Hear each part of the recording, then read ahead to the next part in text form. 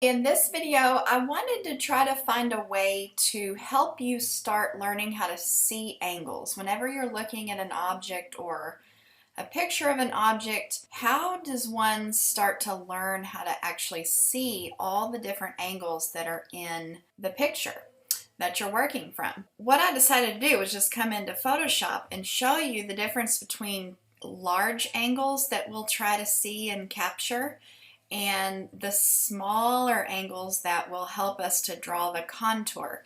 So let's zoom in here, and the black lines, I've created some layers here in Photoshop. The black lines are showing large angles. I'm trying to just grab that one, there we go.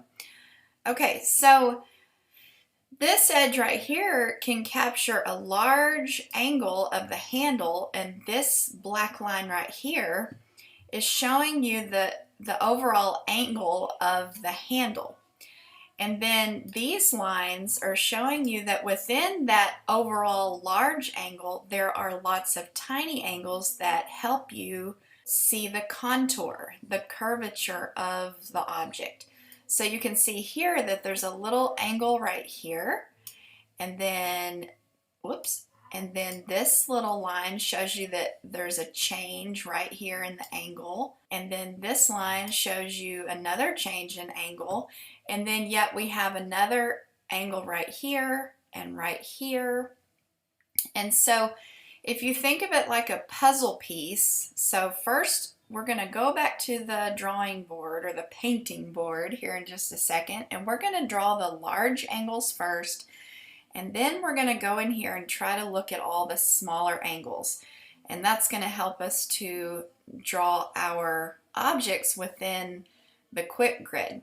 So you can see here that I've got the quick grid laid out on here with this bright blue.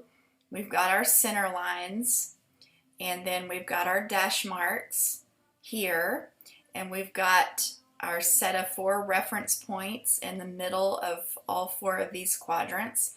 So if you want to, feel free to break it down even more with, you can choose different symbols to break your boxes down even more.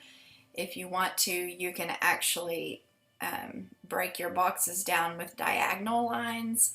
But whatever you choose to break down your quick grid in, that's what you'll want to do on your photo and your canvas so that you can compare and line up these angles when you start to draw with the paintbrush. So here's this black line. This shows us another overall angle of this edge of the maraca that connects with this edge of the maraca. So if we extended this line, we would be able to see, where this line goes off of the canvas. So if we keep the big picture and the big angles in mind, that can help us get this maraca positioned in the right angle on our canvas. And the same with this angle. This has a little perspective going on in it, because if we have this angle showing us where this side of the maraca lines up, and then if I turn this line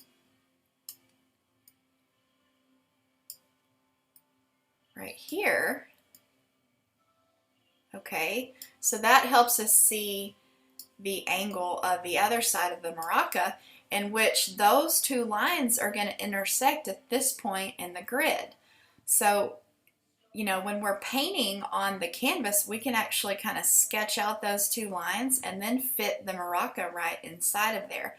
So the biggest thing to remember is the only way that you're going to be able to learn to see angles and recreate them on the canvas is just jump in there and start painting. Start using this method and just start practicing. The more you do it, the better you'll be able to see all of these various angles in your drawings.